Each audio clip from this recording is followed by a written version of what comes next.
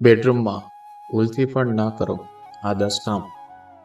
જીવનમાં સુખ શાંતિ જાળવવા માટે વાસ્તુશાસ્ત્રમાં ઘણી વસ્તુનો ઉલ્લેખ કરવામાં આવ્યો છે.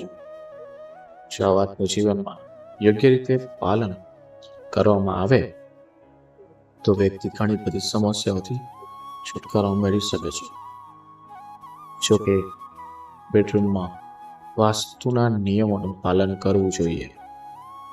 જો બેડરૂમમાં વાસ્તુ દોષ ઉત્પન્ન થાય તો લોકોના વિવાહિત જીવનમાં ઝઘડાઓ શરૂ થઈ શકે છે અને ઘરમાં અશાંતિનું વાતાવરણ સર્જાઈ શકે છે. આ કારણે પૈસાની પણ ખોટ થાય છે.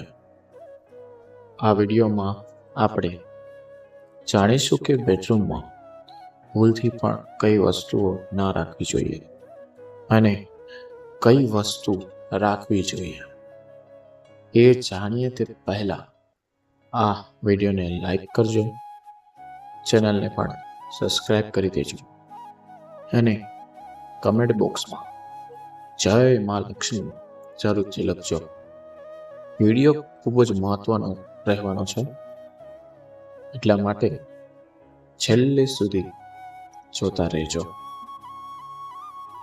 બેડરૂમમાં ભૂલથી પણ ન કરો આ કામ. તો આપણે 1 નંબર જોઈએ. વાસ્તુ અનુસાર બેડ પર બેસીને ભોજન કરવું એ સૌથી ખરાબ આદત છે. એવું કરવાથી દેવી લક્ષ્મી ક્રોધિત થાય છે અને ઘરમાં પૈસાની તંગી આવે છે. ખાવાના નાના ટુકડા બેડ પર પડેલા હોવાથી રાત્રે ખરાબ સપના આવે છે અને તેના લીધે મધ્યમ રાત્રિએ જ ઊંઘ ઉડી જાય છે. 2 નંબર જોઈએ. બેડરૂમમાં લાઇટ ત્યારે પણ બેડની ઉપરની દિવાલ પર ન લગાવવી જોઈએ. લાઇટ હંમેશા બેડની સામેની દિવાલ પર લગાવવી જોઈએ. રૂમમાં દક્ષિણ દિશા તરફ કોઈ પણ લાઇટ બિલકુલ ના લગાવો. 3 નંબર જોઈએ. ઘણા લોકો ચા, કોફી અને હેઠા વાસણ પથારીને નજીકના ટેબલ પર રાખે છે, જેના કારણે ઘરમાં નકારાત્મક ઉર્જા સાથે ગરીબી પણ આવવા લાગે છે. બિસ્તર ઉપર અને રૂમમાં ક્યારેય પણ હેઠા વાસણ ના રાખવા જોઈએ. 4 નંબર જોઈએ. બેડરૂમમાં બૂટ કે ચંપલ રાખવા પણ સારા નથી માનવામાં આવતું. આમ કરવાથી ધનહાનિ થઈ શકે છે. બેડરૂમમાં તીક્ષ્ણ વસ્તુઓ પણ ના રાખવી જોઈએ. 5 નંબર જોઈએ. સમાચાર પત્ર કે પુસ્તક જેવી કોઈ પણ વસ્તુ બેડ ઉપર કે તકિયાની નીચે ન રાખવી જોઈએ. તેનાથી ઘરમાં નેગેટિવ એનર્જી આવવા લાગે છે, જેની સીધી અસર તમારા જીવન પર પડે છે. સાથે જ પ્રગતિના માર્ગમાં અવરોધ આવવા લાગે છે. 6 નંબર જોઈએ. બેડરૂમમાં પૂજા ઘર કે પૂજા સ્થાન ન બનાવવું જોઈએ. વાસ્તુમાં ખોટું માનવામાં આવે છે. 7 નંબર જોઈએ.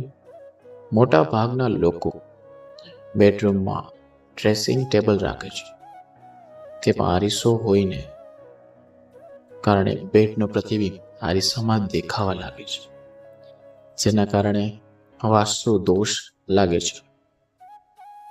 બેડરૂમમાં આરીસો ન લગાવવો જોઈએ. 8 નંબર જોઈએ.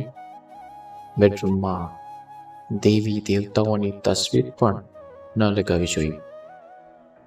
બેડરૂમમાં ધાર્મિક પુસ્તકો રાખવાને પણ વાસ્તુ દોષમાં સારું માનવામાં આવતું નથી. 9 નંબર જોઈએ. બેડરૂમમાં ગંદા કપડાં, ચંપલ અને સાવરણી જેવી વસ્તુઓ ક્યારેય ન રાખવી જોઈએ. ઉપરાંત પલંગની નીચે કચરો ન રાખો. દુર્ભાગ્યથી બચવું હોય તો ભૂલથી પણ ન કરો આ કામ. 10મું જોઈએ. બેડરૂમની દિવાલ પર પૂર્વજોની તસવીરો ન લગાવવી જોઈએ. બેડરૂમમાં ભૂલથી પણ આક્રમક જાનવર કે પ્રાણીઓની તસવીર કે મૂર્તિ ન હોવી જોઈએ. 11 નંબર જોઈએ. જો બેડરૂમમાં દર્પણ કે આરીસો હોય તો ધ્યાન રાખો કે તે બેડની સામે હોવું જોઈએ નહીં. બેડમાં માથા પાસે દિવાલ પર ઘડિયાળ કે ફોટા ફ્રેમ ન લગાડવા જોઈએ. હવે જોઈએ કે બેડરૂમમાં અવશ્ય આ વસ્તુ રાખો. 1 નંબર, પ્રેમનું પ્રતીક ગણાતા રાધા કૃષ્ણની તસવીર બેડરૂમમાં લગાવવી શુભ માનવામાં આવે છે. વાસ્તુ અનુસાર બેડરૂમમાં રાધા કૃષ્ણનું ચિત્ર કે મૂર્તિ દક્ષિણ કે પશ્ચિમ દિશામાં ગોઠવવી જોઈએ. 2 નંબર જોઈએ. મોટા ભાગે લોકો પોતાના બેડરૂમને સજાવવા માટે ફૂલો રાખે છે, પરંતુ તેમના બેડરૂમમાં ક્યારેય સુકાઈ ગયેલા અને કાંટાવાળા ફૂલ ન રાખવા જોઈએ. વાસ્તુ અનુસાર બેડરૂમમાં હંમેશા તાજા અને ખીલેલા ફૂલ રાખવા જોઈએ. તેનાથી સંબંધો પ્રેમ વધશે. 3 નંબર જોઈએ. વિવાહિત લોકોએ પોતાના બેડરૂમમાં પ્રેમી પક્ષીઓની તસવીર રાખવી જોઈએ. વાસ્તવમાં તેને ખૂબ જ શુભ માનવામાં આવે છે. આમ કરવાથી કપલ એકબીજા માટે પ્રેમ અનુભવશે. આ તસવીર પ્રેમનું પ્રતીક છે અને તેને બેડરૂમમાં રાખવાથી દંપતી વચ્ચે હંમેશા પ્રેમ જળવાઈ રહેશે. 4 નંબર જોઈએ.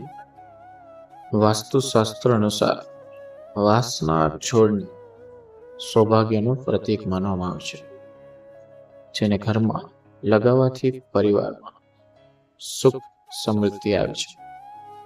સંબંધો વધુ લાગણ અને સબર રહે છે. તે માટે બેડરૂમમાં પૂર્વ દક્ષિણ ખૂણામાં વાંસના છોડને ગોઠવો. એવું માનવામાં આવે છે કે વાંસનો છોડ જે ઝડપથી વધે છે, તે જ ગતિથી વ્યક્તિ આગળ વધે છે. આવી સ્થિતિમાં વાંસનો છોડ લગાવ્યા બાદ તે સુકાઈ ન જાય તેનું ખાસ ધ્યાન રાખવું જોઈએ. જો આ વિડીયો તમને પસંદ આવ્યો હોય તો વિડીયોને લાઈક કરજો, ચેનલને સબસ્ક્રાઈબ કરજો અને બાજુમાં આપેલા બેલ આઇકોનને પ્રેસ કરી ઓલ પર સિલેક્શન કરી દેજો, તેથી તમને વિડીયોની દરેક નોટિફિકેશન સૌથી પહેલા તમને મળે. અને હા, કમેન્ટ બોક્સમાં જય માતાજી જરૂરથી લખજો. વિડીયોને છેલ્લે સુધી જોવા બદલ તમારો ખૂબ ખૂબ આભાર.